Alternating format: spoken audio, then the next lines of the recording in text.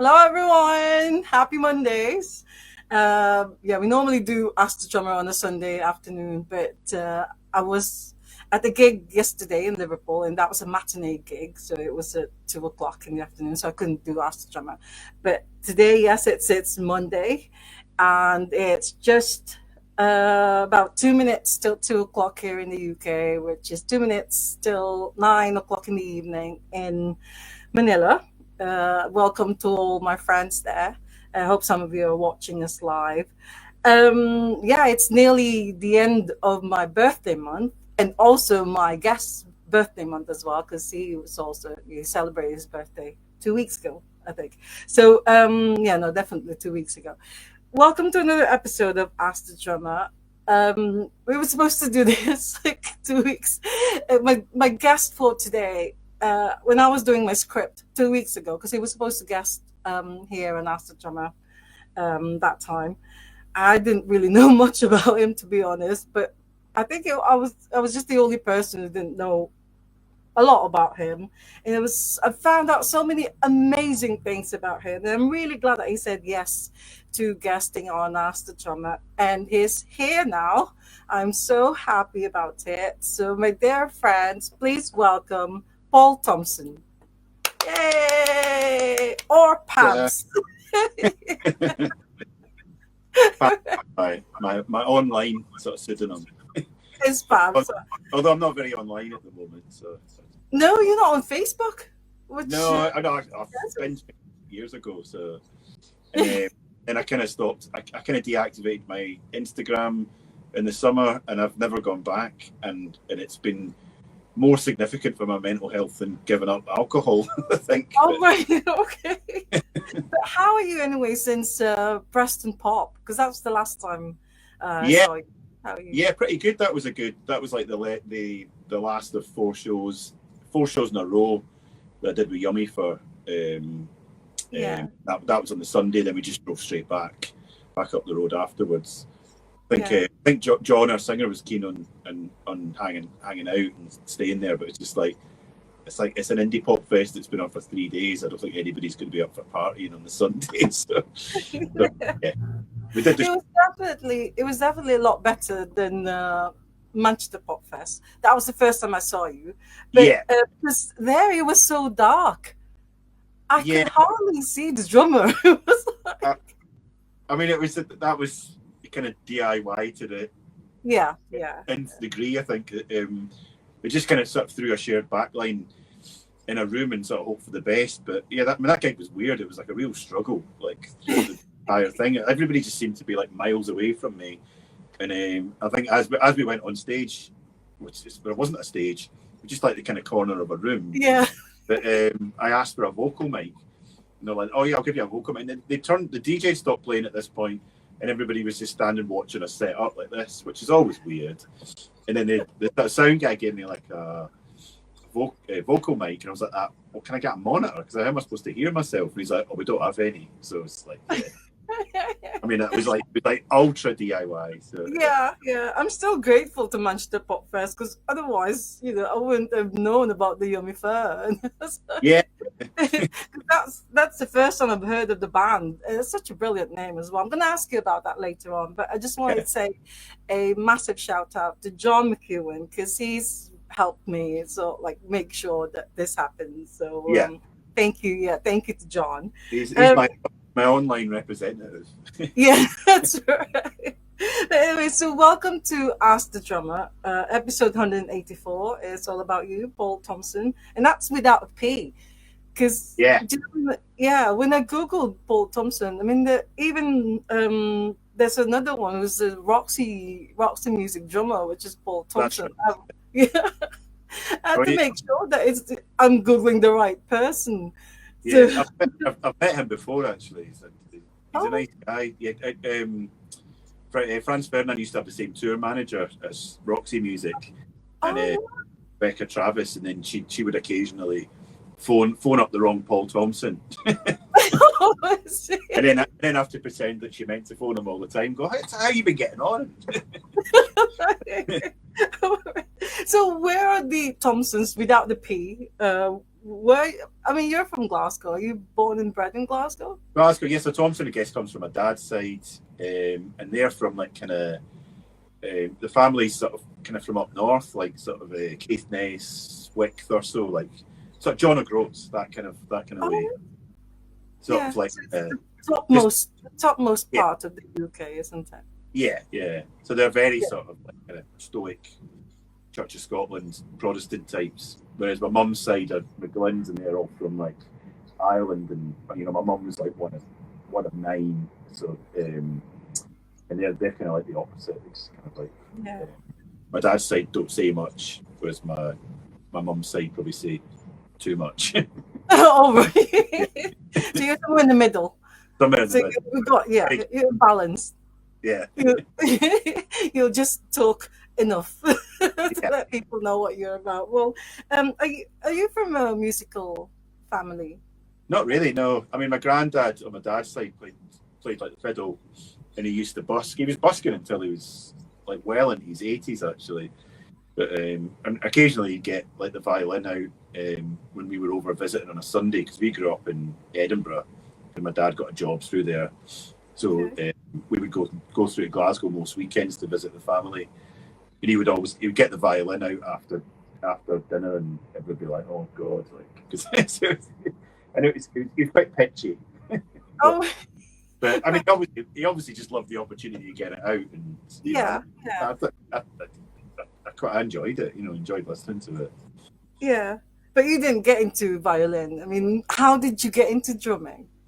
I don't know what. Well, yeah. Well, and music was like my dad was like a huge music fan, so I sort of grew up kind of following his sort of record buying habits. Like he was like a massive Talking Heads fan, well still is, and a huge Neil Young fan as well. So he would buy those records like the day of release. So he's quite an obsessive music fan, and I guess I kind of get that from him. And Yeah, there was just music on in the house like at all times. Um, and then all my uncles on my mum's side they were all, as I was sort of going into like my teenage years, they were all in their 20s.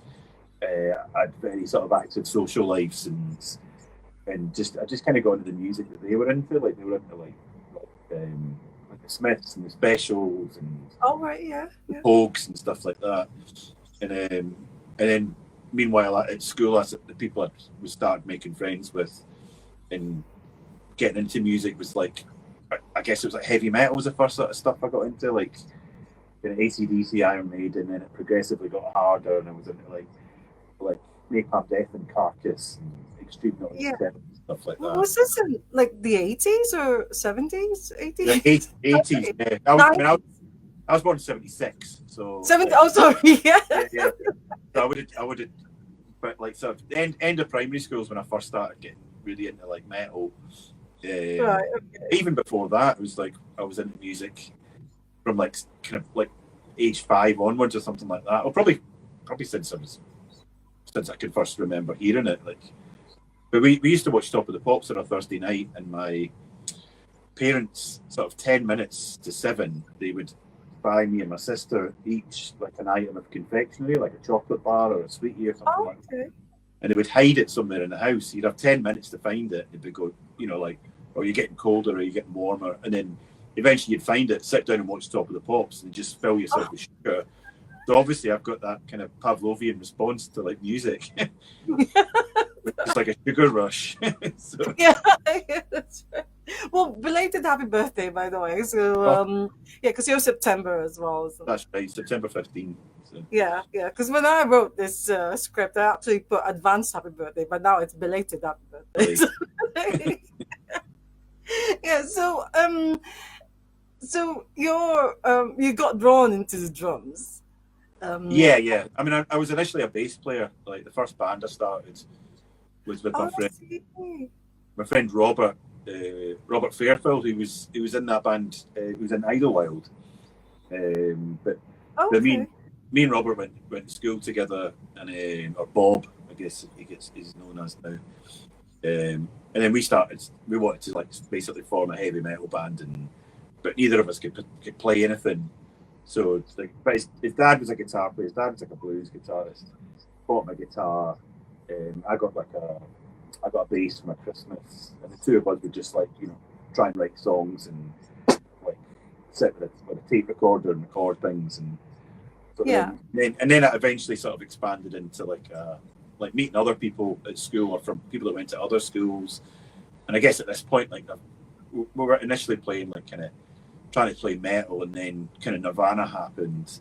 So then we would rehearse every Saturday in Portobello Community Centre, and we would just play like all of Nevermind pretty much. Just in it, we didn't do gigs. We would just meet to rehearse and just play covers. Yeah. But did you have proper drumming lessons, or did you just? No.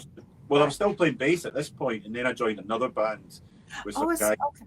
Yeah, with some guys I met at a Sonic Youth gig, and then I guess I was sort of like moving on from like kind of that heavier stuff and getting more into like sort of shoegazy stuff was happening about then. I was getting into like Sonic Youth and My Bloody Valentine and stuff like that. Yeah. So I started a band with them, and we had two bass players and a drum machine, and then there was a guy at my school who had a drum kit called Peter, and I was like, oh, why don't we try Peter out? He can maybe drum, and then I think we sort of rehearsed in his bedroom, and then he went off to the toilet, and I got behind the kit, and then we just jammed for like an hour, and Peter came back and just sort of sat in the corner like that, and then things from that point onwards, everyone's like, that right, you're the drummer now, and then Peter offered to sell me his drum kit. so I felt a bit bad for him, but I bought Peter's drum kit, and then that's when I started drumming. So it came naturally to you then? Yeah. So do you think, I always ask the guests about this, do you think to be a drummer, it's got to be like a natural thing, it's got to be in you? I think anybody just have a sort of natural sense of rhythm, but I think I've been listening to music and really sort of like focusing on the sort of rhythmic aspects of it for so long, even since like I was a child, that I kind of knew where. And then once I can't remember where I found out, what drum was what, but I guess finally sitting behind the kit for the first time, I was like, oh, like the kick drum does that, the snare does that. So I kind of identified the sounds, and then I don't even remember. I must have had a set of sticks at home, but I would just sort of practice on the arm of the sofa, and imagine that that's where the hi hat is and that's where the snare is, and just kind of drum along the records or drum along the radio or something. And you didn't even go for drumming lessons, like all these paradiddles and. No, I honestly didn't do a paradiddle until I left Franz Ferdinand. Was it? Anything. Like I never practiced at all, like until like I left like a professional group, and then I was like, well, I sort of realised at that point, I kind of realised why it is that I need this and why it is that I do this. So I sort of thought, well, I might as well lean into it and actually sort of learn some technique and try and improve. So belatedly. Well, I mean, belatedly, but I mean, one of the things I found out when I was doing my script for you guesting on Ask the Drummer was you were voted Scotland's greatest ever drummer. For someone who's not really had proper drumming lessons. Yeah, that's incredible. But it was a website in 2009 that I don't think got that much traffic, and then the band had like a massive social media following, so the other three in the group at the time just posted on their individual accounts, vote for Poland. Scotland's best ever drummer, and then this like army of South American fans all got on and voted en masse. So it was skewed very unfairly in my favour. I don't know if I actually am Scotland's greatest ever drummer. But at the moment, I mean, you mentioned that you're actually playing in 9 different bands, or maybe Yeah. I can't remember. I'd have to count them all, but but it's something like that. Yeah. Well, before I ask you about your drumming history, there's something that I wanted to ask you first. I mean, I know I said before we came on live, if there's anything you don't want me asking you about, but this is probably it. So is it true that you did nude modeling Was it? Yeah. I mean, I think at that point in time, I would do anything but get like a regular job. So, and I didn't mind getting my kit off. So it was like, and it was good. It was good wages. So I was a life model at Glasgow Park for about 2 years, and then I kind of got a lot of work out of that as well, like sort of like bits of theatre work and TV extra work and stuff like that, because where they were just looking for people to not have clothes on. Fortunately, my identity was hidden, whether it was like, you know, cut off from the shoulders up. I remember I did a thing for, it was like they wanted some stock footage for a documentary about penis enlargements, and they just wanted 15 men to walk about like a locker room, but it was like they filled it full of dry ice to make it look like it was steam, and then they just shot everybody from the waist down. How old were you with it? How old were you? Like then? I would have been sort of like 22, 23 or something like that. Oh God. you don't do it now. No. I don't need to make that badly anymore. So okay, I was literally young and needed the money. So right, I'm gonna ask you now about your drumming history. So what was your first band, apart from you were a bass player with your friend, but you never really did any gigs, you said. So what was your first? I think we were called Dominator at one point, because and we just, you know, we worked out the logo and everything, and it was all like kind of spiky and metal, but you know, we just used to draw that on our textbooks or jotters or whatever. But like I don't think we ever actually sort of made any music as Dominator. It was just more of a kind of dream. But then I think the first gig I ever played, I think the band was called like Suicidal Hedgehog or something awful like that, and I painted the banner as well with like poster paints.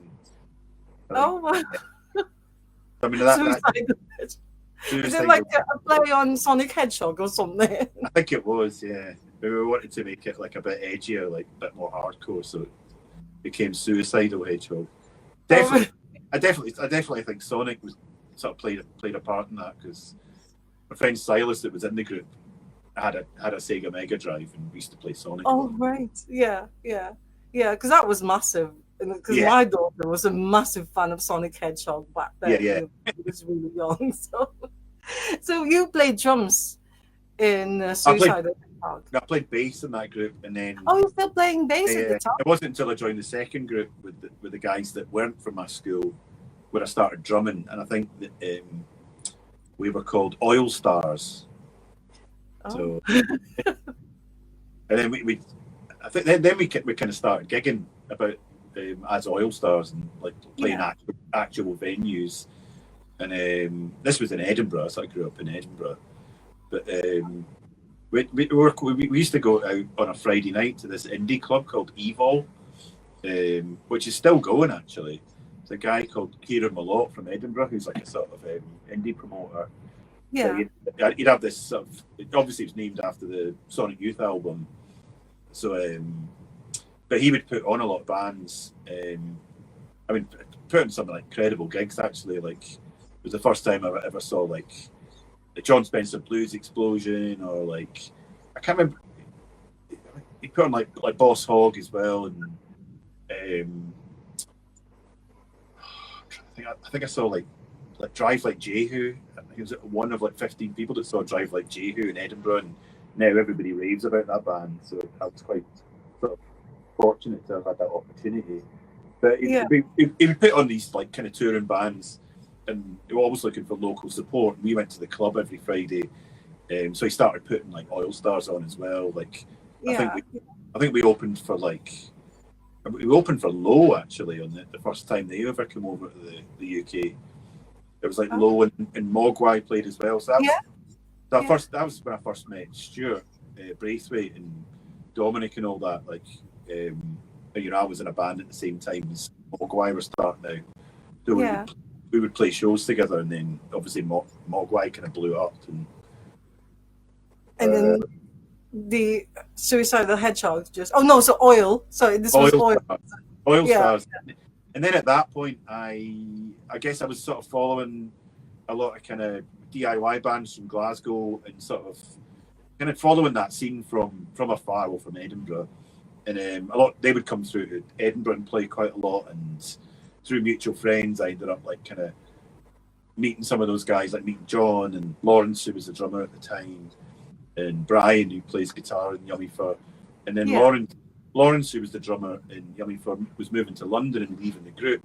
So they contacted me, John contacted me, and asked if I wanted to drum in Yummy Fur. And I was a fan, so I ended up sort of joining. And then for about a year and a half, I was in Yummy Fur, but living in Edinburgh. I would just come through at the weekends to rehearse. All right.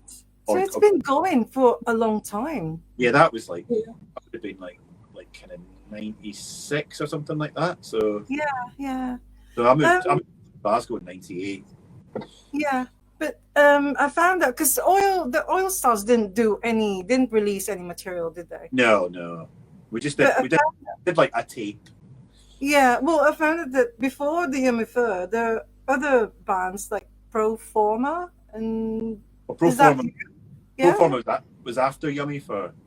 Oh, is it after Yummy Fur? Yeah, that was while I was in Glasgow. That was like a kind of electronic sort of project, a bit kind of sort of dark wave, and at that point I was programming and singing as well. It was the first group I'd ever sang, and I was like a front person. So I see. Okay, I thought it's just because the releases, like Pro Forma probably released something before the Yummy Fur was. Yeah, we did releasing material. We did like a 12-inch for the club Optimo in Glasgow. They had a record label and they put out a 12-inch. Okay. And what about the Purple, what's it called, Bajangas? Purple Bajangas was a group. It was me and my friends Malky, who I also played in a group with called Gilded Lil from Edinburgh, who were an absolutely phenomenal group actually. But I think they just did one album and like 3 singles, and then they sort of folded. But I played in them briefly, and Malky was sort of like vocalist, percussionist, and then we did like a zine together called Meat Department, and then we sort of formed this band together as well with Jerry that was in Oil Stars, and I think we only ever played about like 4 shows. We did a tape which I've not heard since we recorded it, but we. But that was before the Yummy Fur, or again, is this after? It was kind of at the same time. It was just before I moved to Glasgow. But we opened for the US Maple, who was like our favourite band at the time. This kind of weird band from Chicago that were this almost like kind of sort of like beef party and kind of deconstructed sort of 70s rock music and putting it back together all wrong. Like really, really weird group. Really sort of like really sort of split audiences, and I think that was kind of like half of the point to them. but they did a tour and we opened for them. I think it was our last gig was opening for US Maple in Glasgow, and they were like our favourite group. And while we played, the 4 members of US Maple just stood at the front and watched the gig. Which kind of blew our minds at the time, and still does, to be honest. Well, about the Yummy Fur, again, because I only found out about the Yummy Fur when I saw you at the Manchester Pop Fest, and that was just in July. So it's been going since the 90s. But you joined, this is all according to Google, Wikipedia. So you joined in 1997, but then the band broke up, or it finished after 2 years. So is that right? So it broke up probably 1999, I think. Okay, yeah. While I was in the group, we did like a single, like a mini LP, and then an album, and like a tiny bit of touring around those. A lot of shows in Glasgow and Edinburgh, and then we kind of broke up in 1999. What happened? So is it just? I mean, John since '92. I mean, at this point, we were all kind of there was a. I mean, there's a lot in the news just now in sort of in music circles about the DJ JD Twitch from Glasgow that sort of died recently.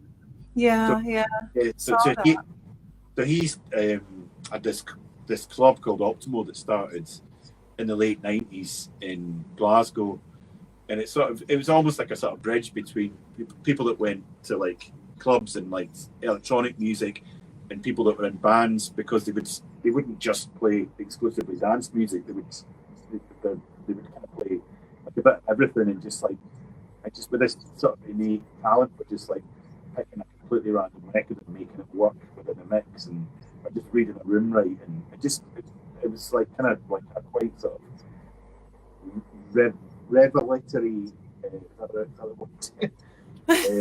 thing for a lot of sort of musicians and or just general clubbers, revelers in Glasgow at the time. So we would be going to that like every Sunday night, and then it'd be one of those things where you wouldn't go home until like Tuesday or Wednesday because the afters would last for so long.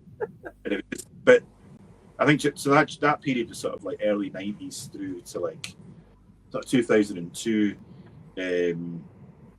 So I felt like everybody that was in like good bands kind of stopped making music and were just out partying for like a good 3 or 4 years, but then it was always at these after parties that people would sort of like talk to each other, and then that's when a lot of bands sort of came out of the other end of that. It was a period of like kind of just like reveling and consumption, and then all the productivity sort of came out at the end of it.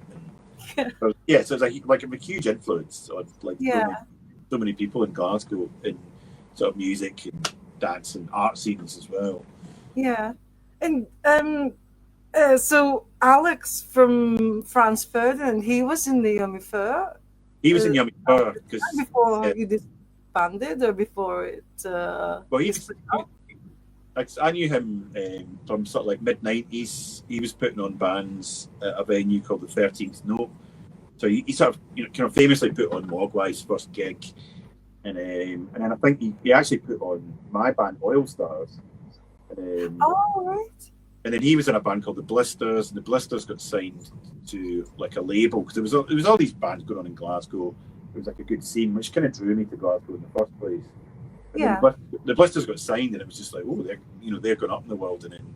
But in the end, the label was like Roadrunners. It was like it's traditionally a metal label, and they were trying to branch out. I think off the back of Britpop, and so they signed some like random non-metal acts, and they didn't have a clue how to market them.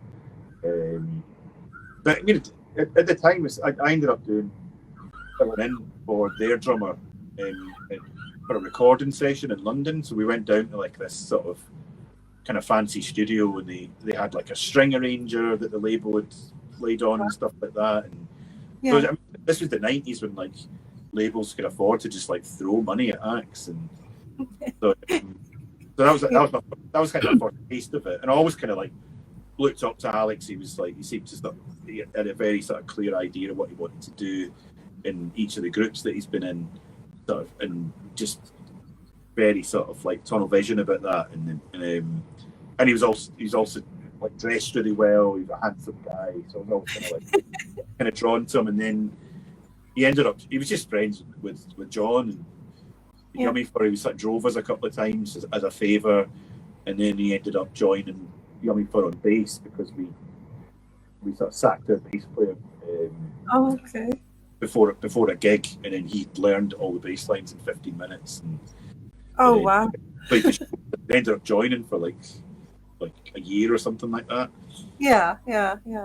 And then so then after that, sort of like early 2000s, I was living in like the East End of Glasgow, and there was not that many people that I knew that were living out in that area apart from Alex. So I got quite friendly with Alex, and at this point he was sort of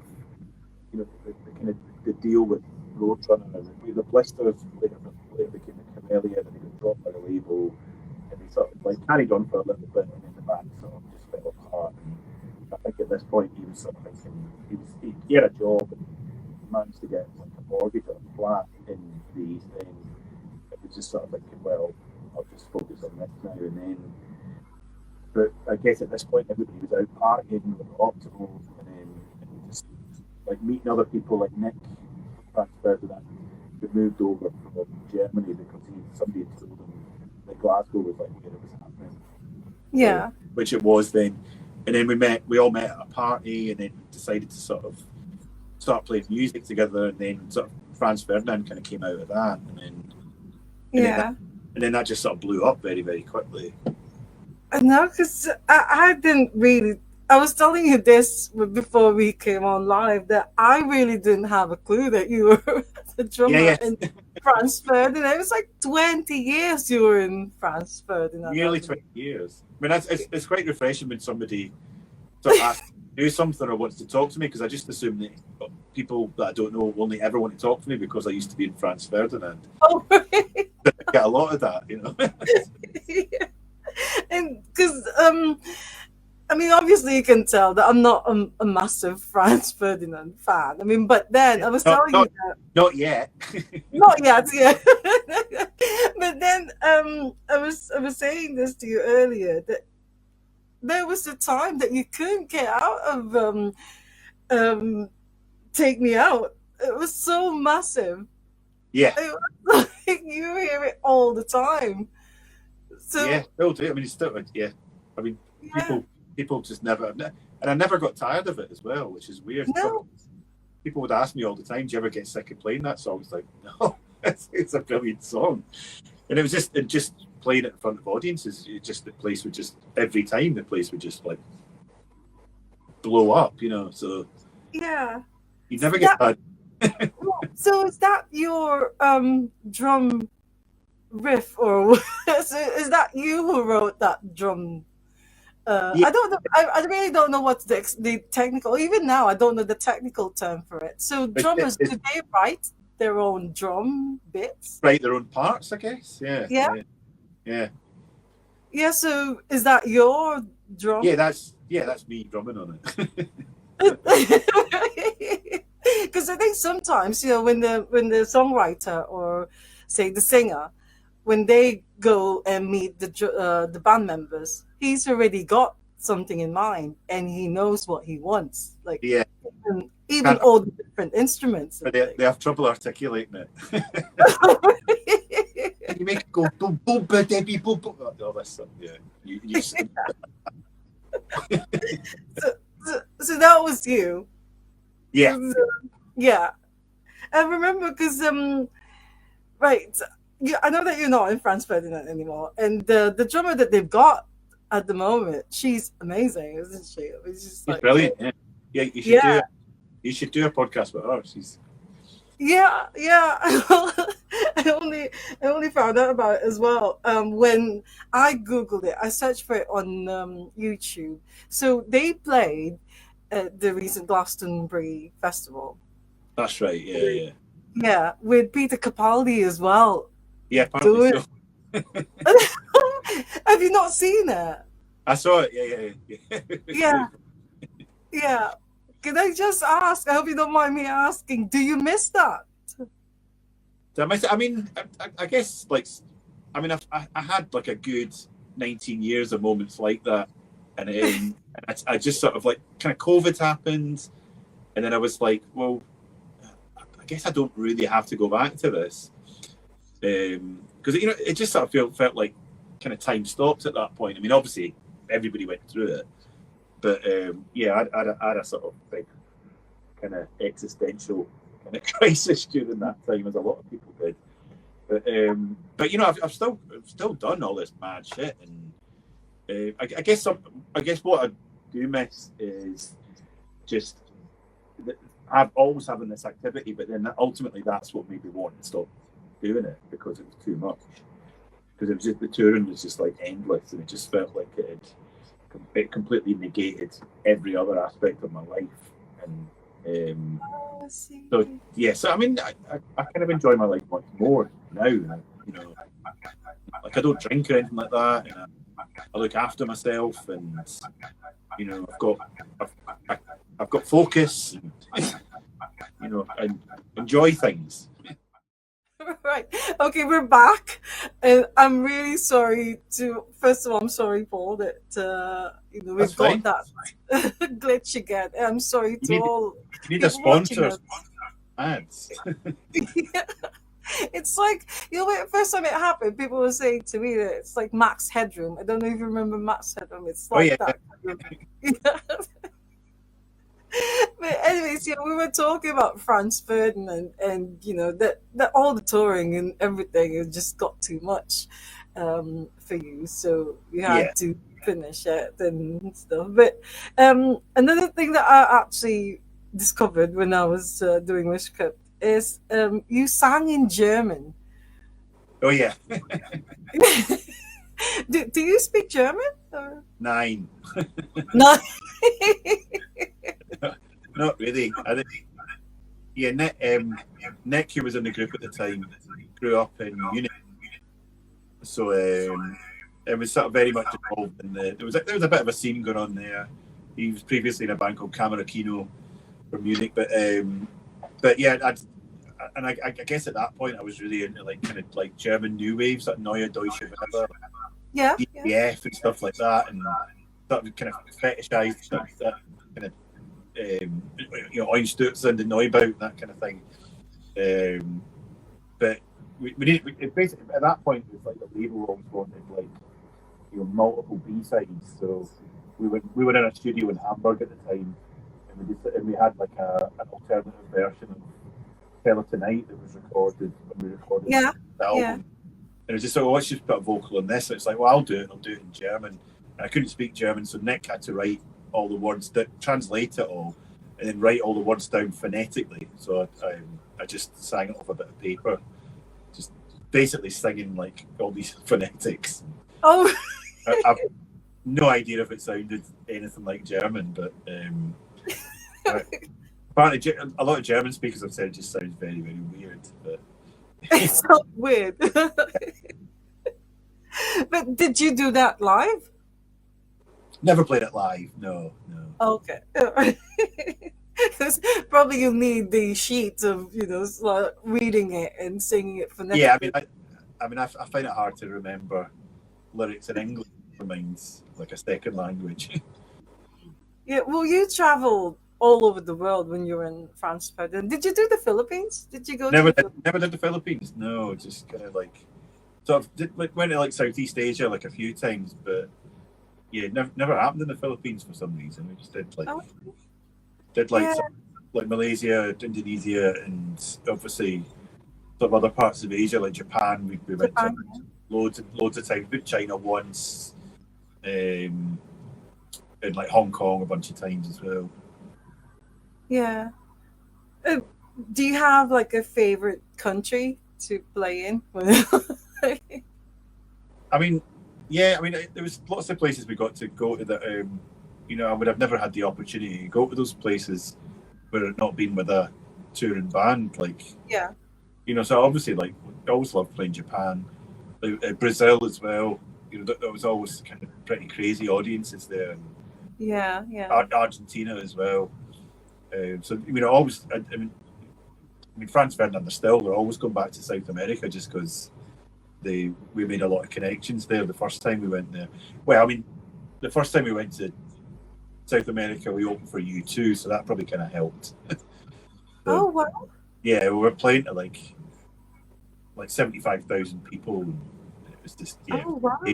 So then, obviously, the next time we came back, you'd like to think that like some of the people that had come to see U2 that had watched us open for them came to see us as well. So Yeah. Yeah. Oh wow. That's incredible. It's yeah, I mean, like you said, it really helps. So you left in 2021. yeah, Um, so that's just right after COVID when you yeah, left. pretty And much because when because they brought out like a kind of greatest hits and they toured that, and it was during at that point I guess it was when things were kind of opening up again. So yeah, like, yeah, but it was all very sort of up in the air. Like sometimes gigs were getting pulled, and then obviously like a lot of musicians whose primary income is from touring, and hadn't been able to make any money for like 2 years. Like it just seemed like every band that's ever existed were all touring. So yeah, and yeah. a lot of people were just like, like not showing up to shows as well because they would get COVID or they were afraid, didn't want to sort of like socially mix again. So it was a weird time. It was really a weird time. And Yeah. I was happy to not be touring during that period. So Oh, I think it's the right choice. yeah. For people like me, I was really into gigs and stuff. That year, like 2020, from March until I think April 2021, that like for a year didn't go out at all. It was Yeah. yeah, and I mean, I'm glad that we're back to normal now and you're doing all these gigs. Although I still hear people say that like when we were in Glasgow's Pop, apparently there were people who got COVID after that. So it was like, Yeah. Yeah. and then they asked me, so like, are you okay? So yeah, of course. Yeah. I never had it. Did you get COVID? I got it twice. I got it actually once. The first time I got it, it was a super spreader event, and it was the 1990s. Did a reunion show at Stereo in Glasgow, and then pretty much everybody got COVID. Oh, I see. Yeah, so that was the first time I got it. It was like a pretty shit kind of serious flu for like 2 days, and then I was kind of like that sort of thing where you're back on your feet going, Mike, I'm ready to do shit again, and then like that, right? And you go for a lie down, and then I got it quite recently. I got it so I got two boys that both go to school, so they kind of they get everything and bring it home, and so I had it for a week about 6 months ago, and that was worse actually. But, really? Yeah. Oh God. No, I never had it. I mean, touch wood, I don't get it because I do like going to gigs. So when you travel, like especially when you go to different countries and things, do you get a chance to like sightsee, do lots of sightseeing and see the place? And I think we tend to do that more at the kind of start of a tour, where you've sort of still got like a lot of mental bandwidth about you. When you're sort of like kind of 3-4 weeks into a tour, you're more likely to just kind of want to be on your own. And obviously, Franz Ferdinand's been a band where we each get our own hotel rooms, but it can be the loneliest places. oh, okay. But like at the start of a tour, we're more likely to kind of want to go out together and see places like as a group, Yeah. or with another band member or something like that. But you feel like your kind of social battery's a bit drained by sort of 2-3 weeks into a tour. So yes and no. Yeah, yeah. Well, you've done so many things. I mean, this is, again, something new to me is you did the collaboration with Sparks. Yeah, that's right. It's like I think it's called like FFS. I don't know where I was at the time, but it's like I didn't really hear about these things. That was it would have been like 2015 or something like that, I think. Yeah.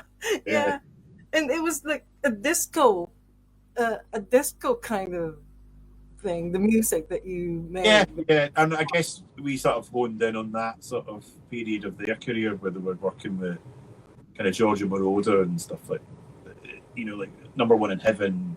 Yeah. The albums that sort of followed that. That's the kind of sort of the kind of era of Sparks that we're most connected with. But although my parents always had like Propaganda and Kimono My House in the record collection.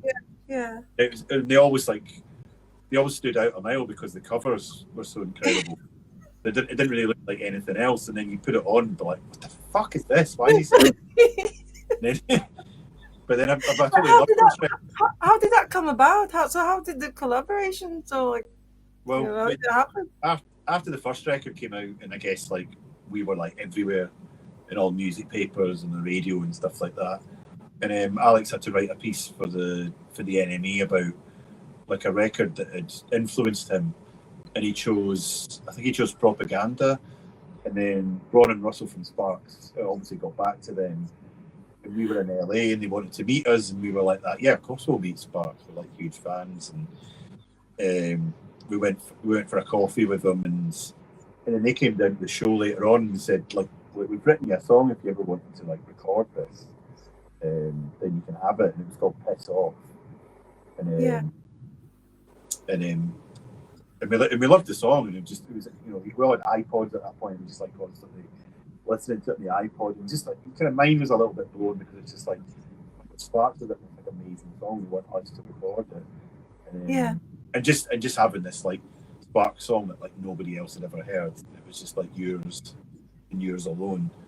And but then nothing ever really came of it. We were obviously each group was doing other things, and then Alex bumped into them on the street in San Francisco. They just happened to be playing a show, and we were in town, and we went along to see them. And then afterwards, we talked about sort of rekindling this project.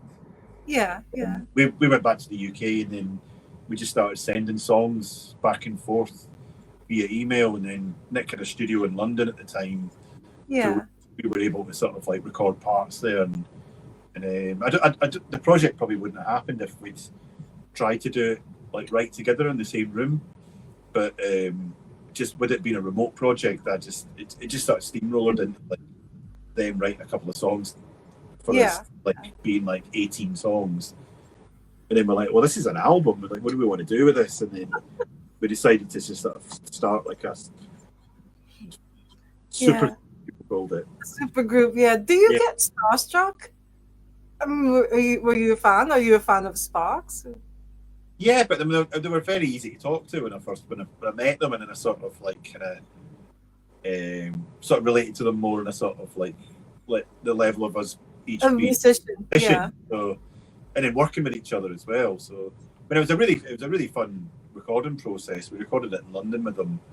It like took us like 2 weeks to record it. And that was really fun. Just like kind of clocking in like sort of regular work hours with them every morning, and then then finishing at the end of the day with having recorded like a bunch of material. So it was really fun.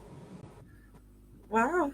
Well, now that you're back, so you left Franz Ferdinand, but the Yummy Fur are back for good, and I do believe that you're doing or recording a new album.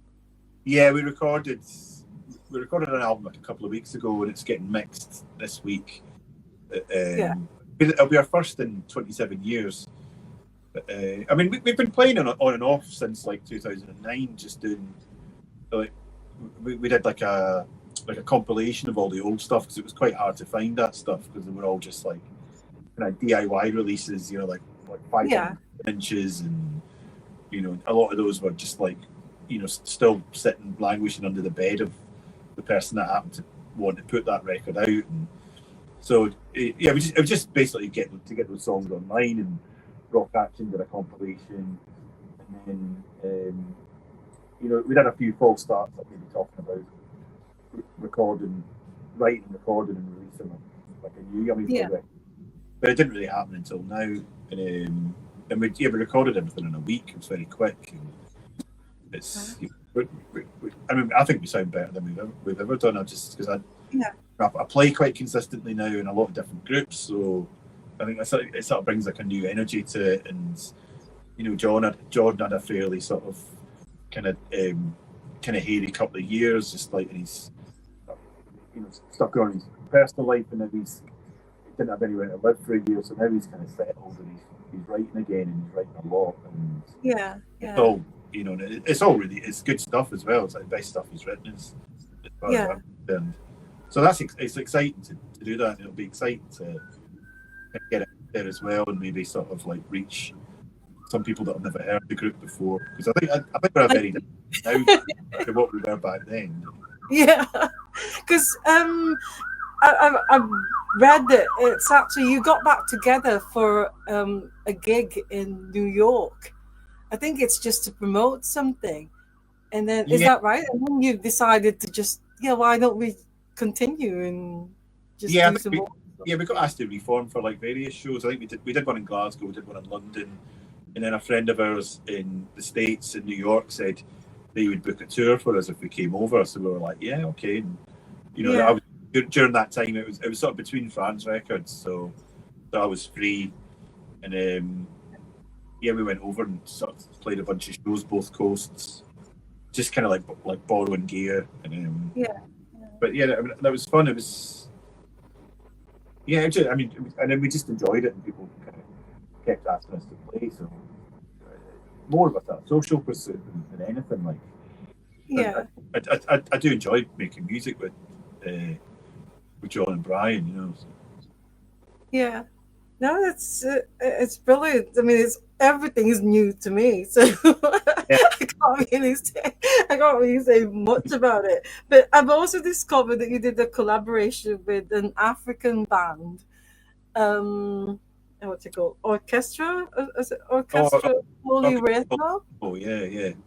Yeah. That was me and Nick did that. Yeah. Yeah, that's a different style of drumming.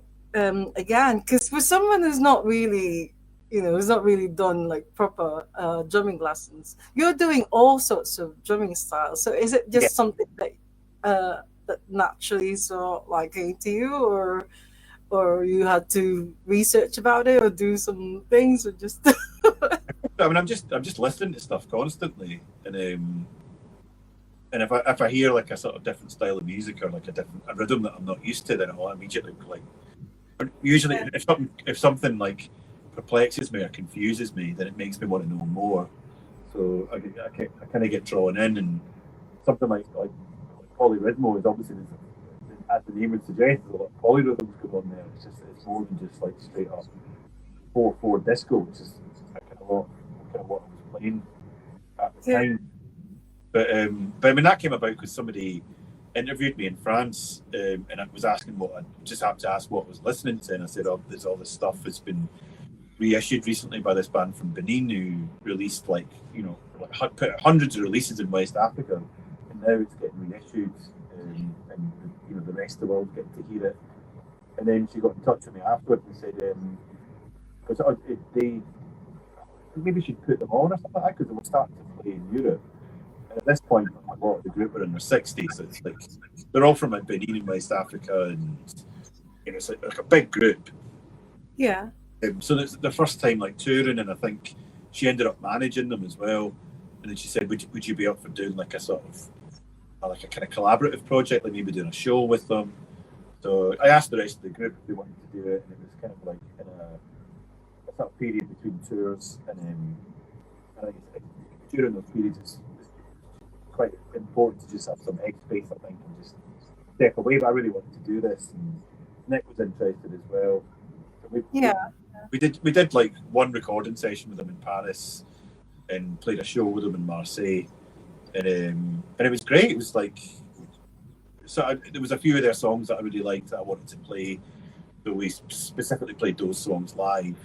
But obviously, with all the sort of polyrhythms going on, and I'm just used to just like 4/4. It's quite a sort of daunting experience having like 15 African gentlemen all standing with them. I'm just like, where's the ones? It's just like, and they played like completely on feel, and I just wanted to know like where the one was, where does the bar start? And yeah, so they're all 15 of them all on stage going like that. I just felt like the lamest, the whitest guy in the room. Well, with all these different bands that you play in, do you ever get confused? Like, are they all not all? That doesn't happen. Because you're obviously very busy. Yeah, I play I play in one group called Unmaking, which is a band I formed after COVID with my friends Michael and Kay, and that's like basically me and Michael trying to reconnect with the music, the first extreme music that we ever got into, which was like metal. But I never really knew how to play that sort of stuff, but I always wanted to. And it's a completely different discipline, and it's almost like kind of just like holding yourself very differently, and it's all in your extremities, like the wrists but you have to train yourself to be able to do it. And it's like pure athleticism. So yeah, I would obviously I kind of sit differently when I'm playing that kind of stuff, and in my head I sort of set up differently. So there's no chance I would ever, start playing blast beats in the middle of like a Long Leg song or something like that. So completely different. Yeah, you've got two sons. You said, are they also Yeah. Are they showing interest in drums? not really drum. I mean, they've got a natural sense of rhythm, but I think almost like they kind of sort of like are holding off doing any of that stuff because it's like my thing, and they're at the age where it's like you kind of do the opposite of what your parents do. But Yeah. I mean, they're both into music, but they're more into sort of kind of electronic-y sort of like that sort of like that kind of lo-fi trap and sort of trancey sort of stuff that to me just sounds like super compressed with like loads of like Mortal Kombat samples in it. Oh, how old are they? Are they? George is 19 and Ronnie's 17. So okay, yeah. So yeah. they go. I mean, they go out to clubs and shows and stuff like that now as well. So yeah. Did they go to your gigs and? Oh yeah, I mean, they got dragged along to all of my shows since they were like born. So yeah, I sort of felt like I was like putting them off music by forcing them to go to all these events and they can be very sort of like kind of sensory. Can experience like sensory overload and all that. I just feel like I've got to punish them with all that shit. But being teenagers, though, I mean, do they see their dad as being cool? You know, being the drummer and. I think so. Yeah. Yeah, no, that's good. The drum kit that you've got there, because I also found out that you're is it Highwood Drums? It's called that you're an endorsed Highwood Drums. Yeah, I had an endorsement with them for a while. I still had to buy the kits, but you still have to buy? That was a guy in Wakefield, but they were very cheap kits. But that was a guy in Wakefield that was sort of building his own kits. But, I mean, this one is a Gretsch kind of round badge, which I bought in Ann Arbor in Michigan in 2005 when we were on tour. We were doing a co-headline with Death Cab for Cutie, and at that point the dollar was so weak against the pound. It was basically we were buying all this gear and going through the Midwest, where it felt like every second person in the Midwest used to be in like a garage band back in the day. So there's this sort of like wealth of like vintage drum kits just kicking about, and whether it's in thrift stores or pawn shops or like specialist vintage music stores. So on that tour, I bought 3 drum kits on that tour and shipped them back, and they were basically like they cost like barely anything. So I got this kit. I got like a Fives kit, which is like an acrylic like clear drum kit. It's like transparent. Yeah. And I think I bought like a Slingerland as well, which I've since sold. But yeah, it was a good time for buying gear, definitely. Yeah. Well, the reason why I'm asking you, because being an endorser, I mean, does it really make a difference? Oh yeah. I mean, now because I don't have any endorsements and I actually have to buy like my own cymbals and stuff like that. It's not cheap.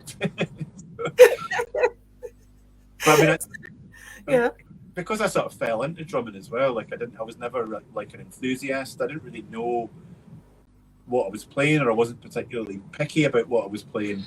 So I think when we were recording the second record, somebody from Sabian contacted me and said like, we really want to endorse you.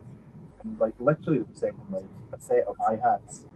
Now like every single day for like 30 days I had like these 30 different sets of hi-hat cymbals. And I just like the ones that I've been using before that were Alex's, because Alex had bought like with Corellia money when the Corellia was signed in the 90s. And I was just like, I just like these Zildjian hats. I don't really want any of these. Now so I ended up sending them all back. But now like me now is telling myself you should have taken this book. Endorsement. You would have found something eventually that worked for you. But when you play, I mean, Manchester Pop Fest and Preston Pop Fest, those are not the drum kits that they had there. That's like a house. That's a house kit, isn't it? Yeah. So they're not yours. They're not mine, no. But I mean, I've got to the point now where I can kind of like, if you give me like half an hour with any sort of piece of shit kit, I can make it sound like half decent.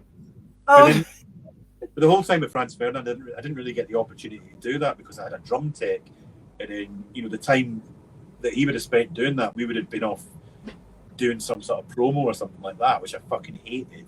But now it's like I'm almost like making up for lost time by actually getting to like sit with these drum kits and actually work with them, and then because instead of just going in blind playing like a rental kit that your tech is set up for you, and I wouldn't be able at that time to tell them what I wanted it to sound like. But now, I guess since I've sort of ceased to be a professional musician, I've actually started taking it more seriously. But them's the breaks, isn't it? So. Yeah, because now you have to fix everything. You have to tune the drums. Yeah. And then I remember, I love doing it. I love actually spending time with the instrument and just connecting with it properly. So you prefer it than like having a drum tech. I remember like somebody telling me that like a band like Shellac, for instance, would like, they would just like they would be their own techs. They wouldn't travel with like roadies or anything like that. So they would, they would be lugging all the gear and setting everything up, and I was always quite impressed by that until I realised that like kind of every band does that. Oh. I was just like I was living a charmed life for a long time, having all these roadies do everything for us. Well, at Manchester Pop Fest, something happened. I think was it the pedal? The kick pedal. Yeah. So I've got like. It was just, it was the drum kit, the kick drum itself was like, both heads on it, and then somebody stuffed like a duvet in it, and then it wasn't mic'd up either, and I used this quite powerful kick pedal because I played sort of metal half the time. It's like, it's just like that, it's like high velocity. So I was used to something like that, and then obviously I couldn't hear because this thing was just like stuffed with a duvet. So I was obviously overcompensating, hitting too hard, and the pedal just like broke. So, because I like, I guess I practice with like leg weights on my ankles and stuff like that. So I hit quite hard. So it just kind of fell apart, and then I had to go running. Ask if somebody else had another one. Well, everybody else had a problem. 3 band members had a problem that time, but then it was at Preston Pop, the proper DIY gig.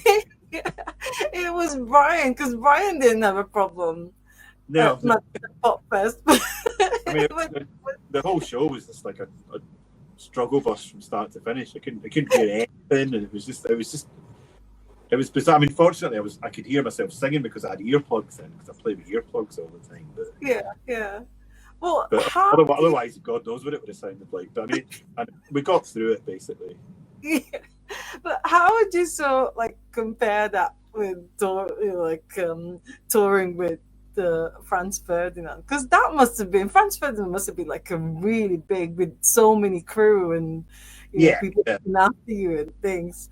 But the Yummy Fur, there's just the 4 of you, right?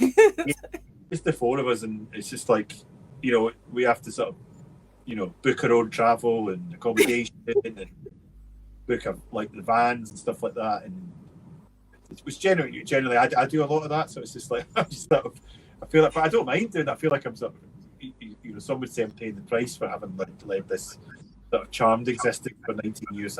Other people, employees essentially doing it for you, but I quite enjoy it. It doesn't. Yeah. My wife's always saying, like, when I'm booking like travel and accommodation, it's just like you need to keep track of like how much time you spent on doing that and invoice for that. It's just like, well, we don't really make that much money. Not really like that.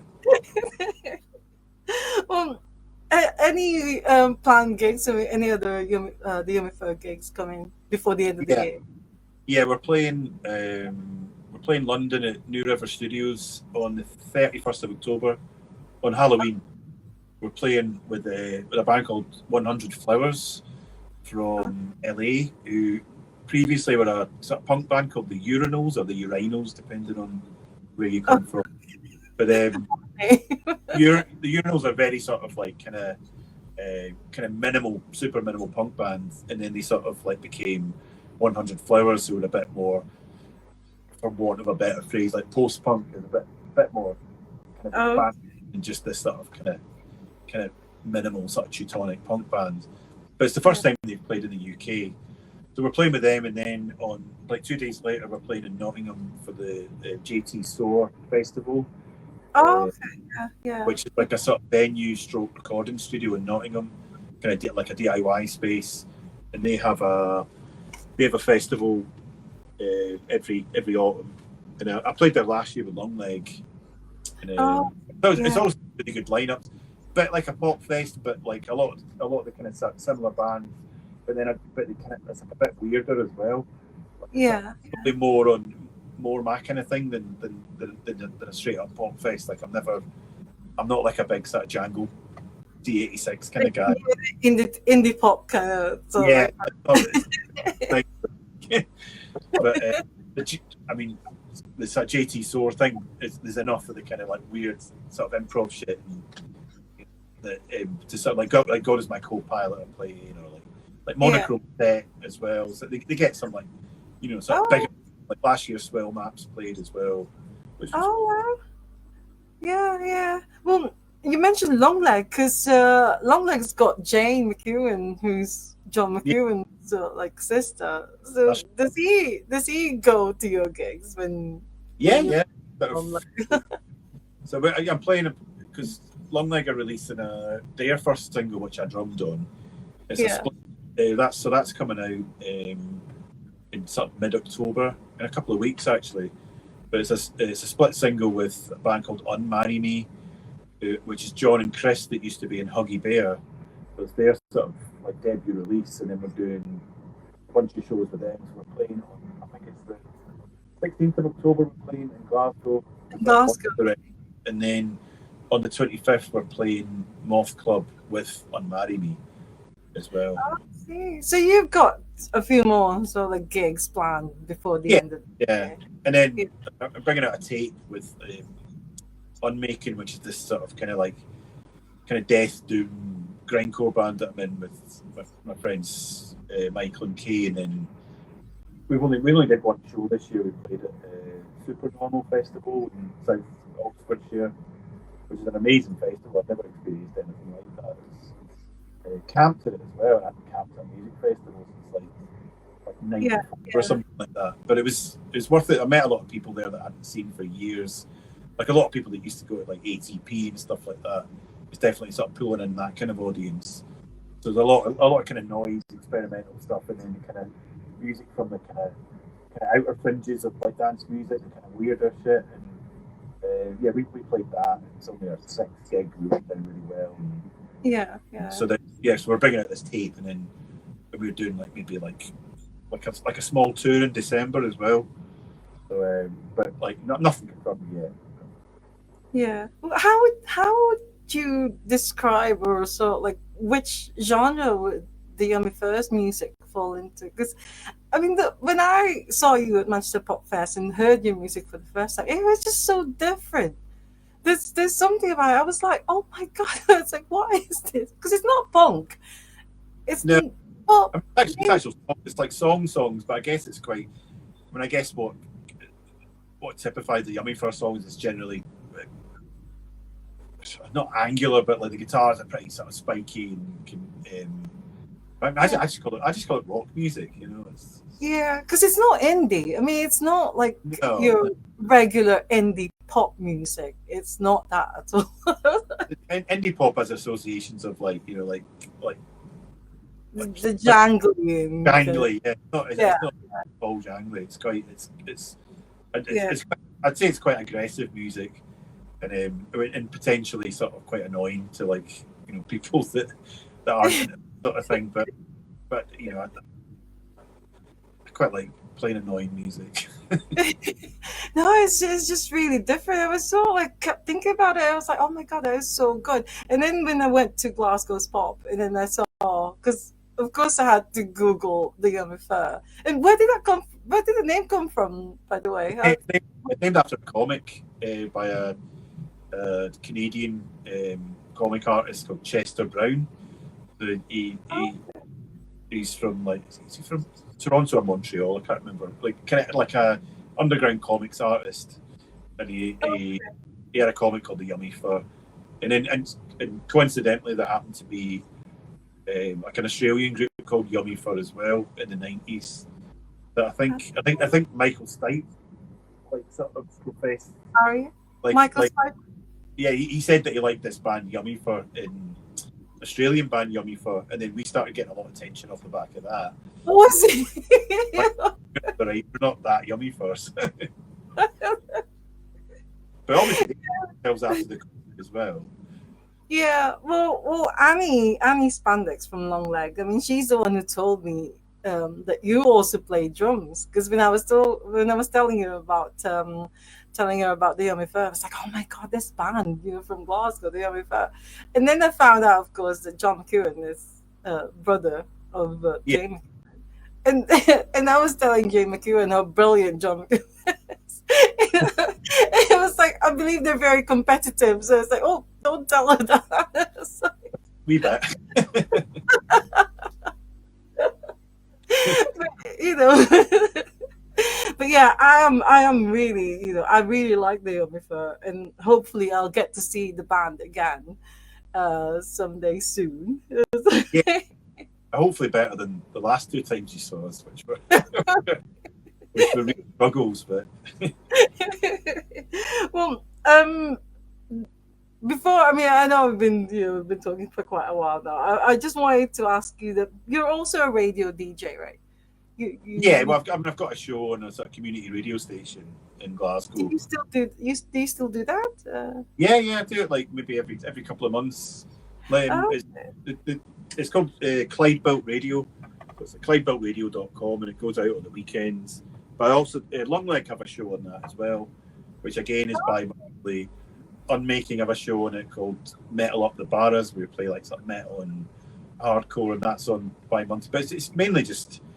I think it was initially started as a radio station in 2020 by Andrew and Claudia. And Andrew runs a record label called Humpties and Palmers, who put out the first Sophie release.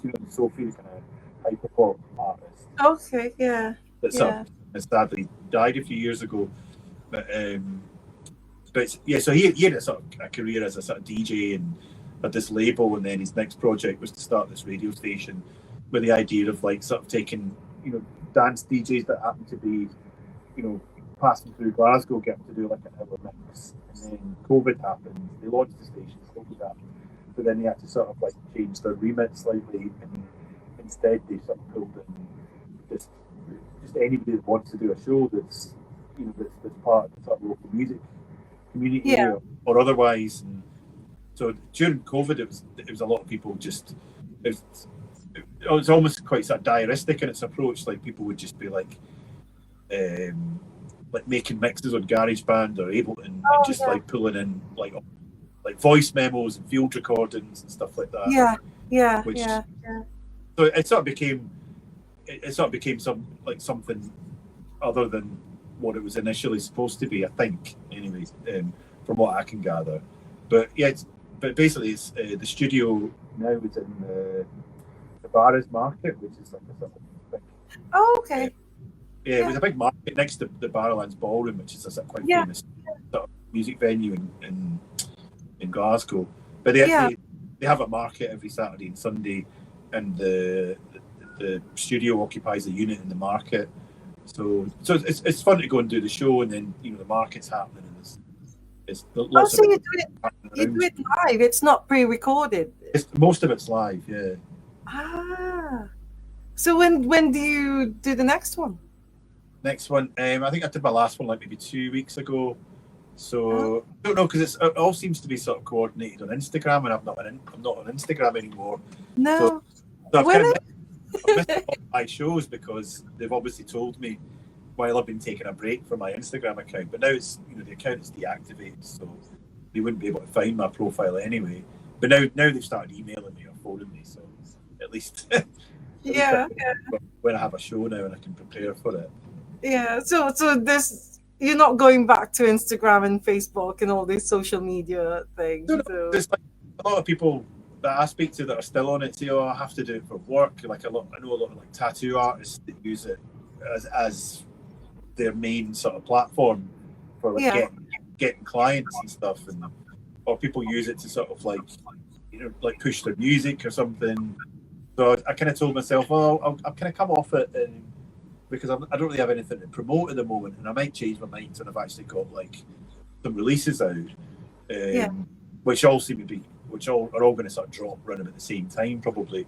So I might do it about then, but I find it really addictive, particularly for people of my age, and I just get kind of sucked into it. But then also just with just like news, I started using it as my main sort of source of news. But then obviously with the whole sort of Gaza situation, I was just like witnessing so much shit that I never really wanted to see, that nobody should see. So that kind of sort of fucked up my head a little bit, and then I had to sort of kind of step back and be a bit more philosophical about how I engage with like world events and sort of, it's kind of always been this way. There's always been sort of this horrible shit happening, and it's just I'm trying to engage with things that can actually like affect, Yeah, I understand. Yeah. With a situation like Gaza, you do it with boycott or that kind of thing. It's a bit much more effective than just like just being part of the actual exchange and actually giving more traffic to these platforms. So but I don't judge anybody for using it because I understand why they use it, because I used it as well. But if you told me in like 2009, well, somebody did tell me in 2009, oh, it's this great social media platform where you just like share like a picture. I was just like, well, that's so much better than Twitter. I much prefer that. And then if you told me then, in 10 years' time, you'd just be watching like so much like just like violence and atrocity through your device, I would have said, well, count me out. But I was sucked in. Well, you probably need it because you've got an album coming out. Well, So when I've got an iPhone. I know somebody's got like an Android, and you can get like a sort of like a modded version of Instagram where it basically just shows you your feed. It basically looks like a black screen, and you've got your stories at the top. It's just like it's just your stories. You don't see anybody else's account. You only see the stuff and the engagement that you get. But they don't do it for Apple products. So no. Well, so when can we expect the new album coming out? I mean, I sort of educated guess. I would say like February, March, April, or something. Next year, So next year, and then obviously the Long Leg single's called Girls, split single with Unmarry Me. That's out in a couple of weeks on. Oh, okay. Errol's Hot Wax. So that's a 7-inch, but that should be available sort of most places that you would buy records from. Yeah. Independent records, or it'll be on streaming platforms as well. But Bandcamp. It'll be on Bandcamp. The Errol's Hot Wax Bandcamp, and the Long Leg Bandcamp as well. And then there's an Unmaking tape out, which that'll be out probably like November. That we'll probably start a Bandcamp for that as well. We haven't done that yet. We're very offline at the moment, so. Oh, I see. Okay. Yeah. Which is quite fun because it's like definitely sort of creates like an air of mystery around you because people can't access your music. To be honest, that's maybe the best part of the evolution of a band, just to sort of like be at a point where it's just mine and nobody else can have it, and then obviously as soon as it's out there, you never want to hear it again. So it belongs to everybody else. Well, hopefully you will be touring the new album, the new Yummifer album next year. Yeah, we'll definitely.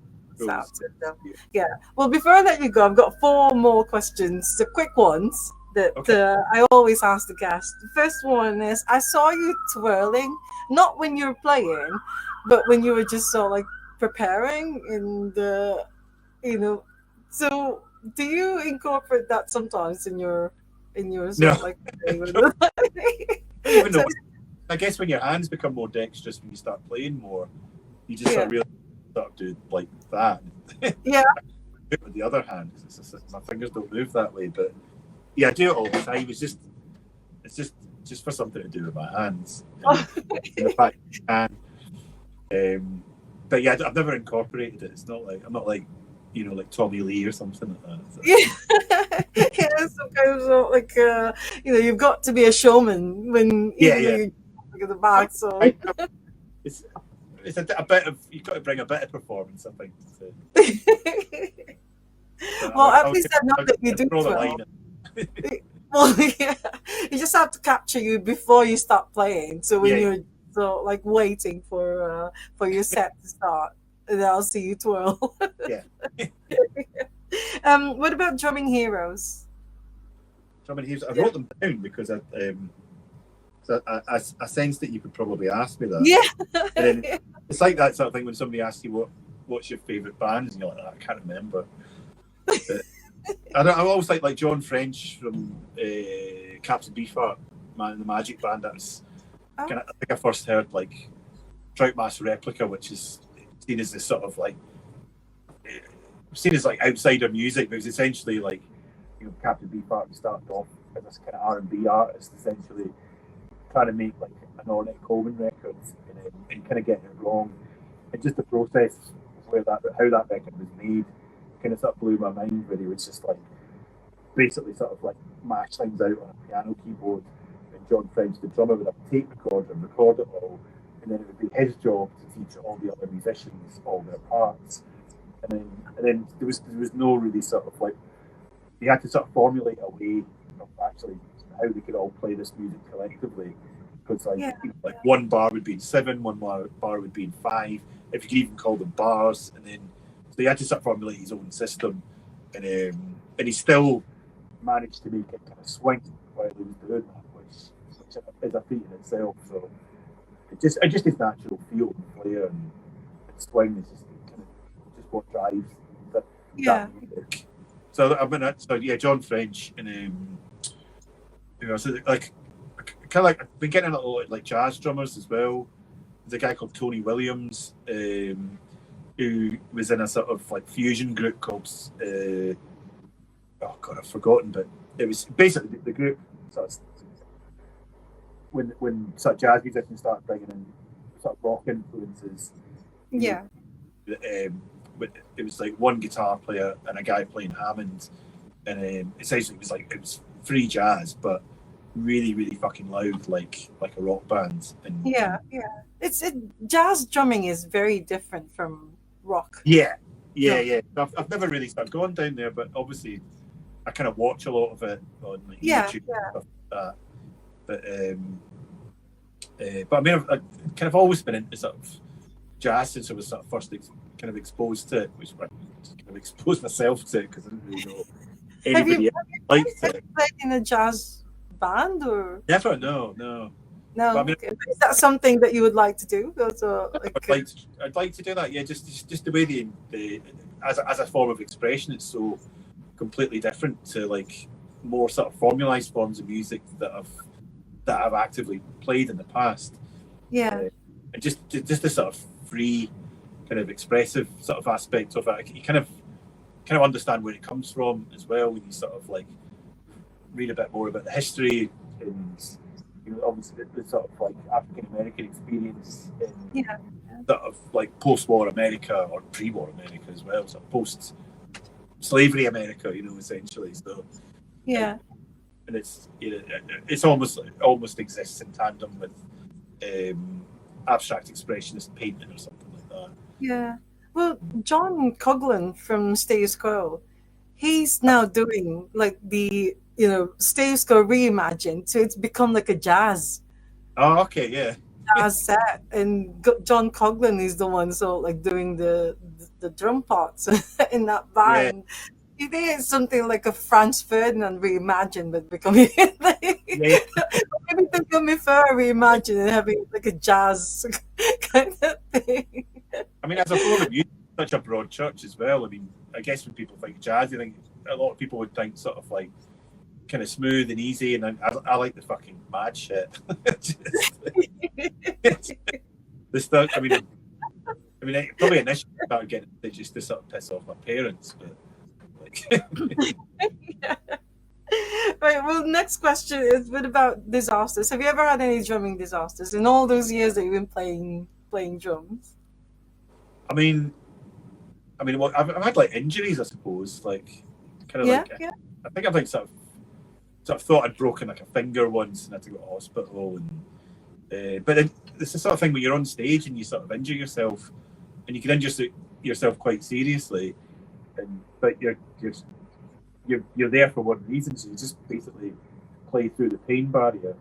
It's almost like when I'm sort of like with a lot of sort of metal drumming, I'm having a speed test the whole time. It's basically essentially like just setting a metronome, pushing it by 5 BPM, and just doing like single hits.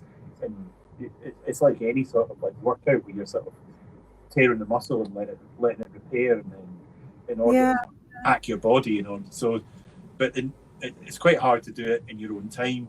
But if you do that sort of thing in a gig environment where you're not allowed to stop, that's when you see the most results, kind of thing. So it's like, yeah, just I feel like nothing stops when you're doing a gig. You know, I could. I always think, who was it? Like, it was Bill Berry from REM had like a brain aneurysm on stage, and that effectively ended his career with REM. But But a lot of the times I have this really sort of kind of dark, unwelcome thought about what if I had just like have a stroke on stage or something like that. It's like, because I mean that's what it is about drummers. It's very physical. I mean, you see all these guitarists. Of course, they can do. I mean, guitarists can also play. Like you can see their hands sometimes. So it's really fast and everything. But with the drummers, it's like everything. The legs, the limbs, the arms, and everything. You know. And sometimes they say, and you sing as well, don't you? Yeah. So that takes a lot. That's like almost using a different part of my brain, kind of trying to remember lyrics. but it's like, yeah, I mean, it's a good brain and body workout. I think I have no idea where this sort of like myth that the drummers are like sort of have limited intelligence comes from, because like, probably using like more parts of their brain at once than definitely anything else. So. Yeah. I mean, sometimes I just say to them, are you not tired? Because, you know, when you see them and it's really fast, so like drumming, and it's like about an hour, or maybe the set goes on for about an hour and a half, and then it's like non-stop. How do you come up with the set list? I mean, do you always have to make sure that there's time for like a slow one, so at least you can... Yeah, I mean, Yummy for I don't John will write the set list. I'll sort of chip in as well, but I will make sure that, like, you know, there are certain numbers where it's just like I need to be kind of warmed up before I can play that song. Like I remember Franz Ferdinand used to go in, because I obviously wasn't a trained drummer, but I didn't know about like warming up or anything like that. I didn't realise what the point of it was. So I would go in and play something. It would be like 16s at like 160 BPM, 180 BPM, or whatever. And it'd be like my arms would just be like tensing up. And it would be absolutely torturous, and it took me years of like being out in the field to realise, like, yeah, you need to warm up before you can do that. But I would just request that those songs come a bit later in the set. Yeah.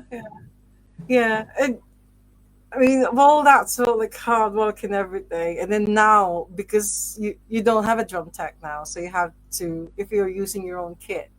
I'm the drum. And so you have to make sure that like dismantling it and putting it in place. So how do you feel about fans going up to you, and especially when you're trying to sort of like put all your gear together, making sure that you don't lose anything? How do you feel? I don't mind it because I don't drink now, so it's just like before I would have been like, it would be all about finishing the gig and then going off and getting drunk and just like, because you're on an adrenaline high, so and then people want to talk to you and tell you they enjoyed the show, and then that's an ego boost, and it's all part of the experience. But now it's just like, well, I need to pack the kit down and put it in the car, and I don't drink, so it's just like I've got kind of like less patience, I think, for sort of drunken conversations. So I see. But I've got a job to do, so I've got an excuse as well. I can just be like that. I'm sorry, I've got to work in here. Right. So it's actually for fans. It was better when you were like drinking and yeah. And also you had a drum tech before to get all your gear together, and then I was off getting my ego massaged. Right, last question now is what would be your advice to aspiring drummers, or like musicians in general? Musicians, I mean, I think when we start a band, just do it with your friends. I think because it's the most fun you can have with your friends, probably, and most productive and most rewarding. But like, you know, all the bands that I initially started playing, and I didn't really, you know, I kind of learned to play my instrument to a point, and then we just sort of started the band. It's like in a sort of like kind of punk rock way, you know, the whole sniff and glue, like use 3 chords, go and start a band. I sort of almost kind of came at it from that sort of perspective, and whereas now playing like sort of other forms of music, it's just like, oh yeah, there's a reason why like sort of people that play metal just like basically didn't leave the house for like 7 years and didn't like have any sort of semblance of a social life because they were just at home like learning how to play, learning the craft. So now, that's kind of what I do now. Is I kind of come to the studio and just like fucking blast for an hour or something. Yeah. Oh, but I mean, just also, I mean, what's helped is not being something engaging in social media and stuff like that. But sort of just prior to sort of like coming off those platforms, I was like following a lot of kind of, you know, like drum accounts and stuff like that. And it's in a way, it's kind of quite productive just to sort of not really sort of follow other drummers and just sort of carry on at your own pace and set your own. Yeah, so But I quite like that. I mean, I would say that to sort of anybody just sort of, you know, it's almost like sort of the way people approach like personal fitness or something like that, you know, and sort of like if somebody's doing like exercise and they'll do a few more reps or something like that. You kind of do that with like practice as well, kind of push yourself a little bit. Yeah. Oh, brilliant. Thank you. But final question. I mean, I know I said it's the last one, but final, would you recommend the nude modeling to people? I mean, it depends who for. But it was no, I want to like say hello to Erica because Erica was all like, "Oh my god, I didn't know that." So I think you know Erica as well, Nick and Erica. They were. Oh yeah. It's because I said to social media, like on Facebook when I posted, I was like, "Oh my god, I didn't even know about these things." And then Erica said, "Wow." So I was like, I'm finally gonna ask him about it. So, well, thank you so much, Paul, for saying yes to Ask the Drummer and for guesting. I really, really appreciate it. Oh no, it was a really fun interview. And I hope to see you again and the Yummy Fair. Soon. Yeah, we'll definitely be in Manchester at some point soon. Oh, brilliant! Yeah, area. Yeah, I'll keep an eye on John McEwen's Facebook posts. So I'm sure he'll post it. Thank you so much, and take care, and have a great week ahead, and belated happy birthday again. All right, see ya. Bye. Thank you. Thanks. Oops, where is it? There. Oh, thank you so much, everyone, for joining us live. I do apologize for what happened earlier. It's just, you know, with StreamYard, sometimes you do get this glitch, but I'm so happy and grateful to Paul for not leaving and coming back, and because I just had to restart everything. I restart the computer and stuff. So thank you so much. That was absolutely amazing. I do have a Franz Ferdinand album that I listened like years ago, but I've got to go and listen to it again now that I know that he was the drummer in Franz Ferdinand. But the Yummy Fur, they're absolutely amazing. For those of you who's not heard of them, like me, maybe I'm the only one that haven't, but my dear friends in the Philippines, check out the Yummy Fur. They're absolutely amazing. It's so different. I think it's what the Filipinos, the kind of music that Filipinos love as well. So I know that you're gonna enjoy their music. So that's it for today. Thank you so much, everyone, once again. And Aiden said, very interesting conversation. Yes, totally agree. Paul is very interesting. There's so many amazing things about him. So I'll be back again next Monday. It's going to be another Monday because Sunday is a busy day next week and also the week after. So hopefully be back 2 Mondays.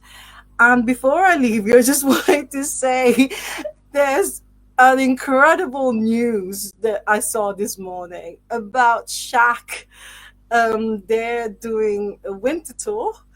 Um, well, December, the 6 dates in December that they're going to be doing. So I am so excited about that. I've booked like the travel plans, and there's only one accommodation that I needed to book, and that's just in Bristol. But the place, like the gigs, will be in Bristol, Leeds, Liverpool. God, what are the other ones? But check out Twitter and Facebook because they're all on there. So hopefully I'll get, if Ian Skelly is still playing in the band as Shaq, hopefully I'll get Ian Skelly on Astor Drummer as well and ask him about the winter tour. Fingers crossed about that. But anyways, that's it for me. As always, love music, love life, love drummers. Paul Thomson, thank you so much. And that's Thomson without a P. So it's just Thomson. And the Yumifa, check them out. So and Long Leg as well. Long Leg, Annie Spandex and Jay McEwen. They're absolutely amazing too. So that's it. Have a lovely week, and I'll see you all again next Monday. Bye for now. Bye.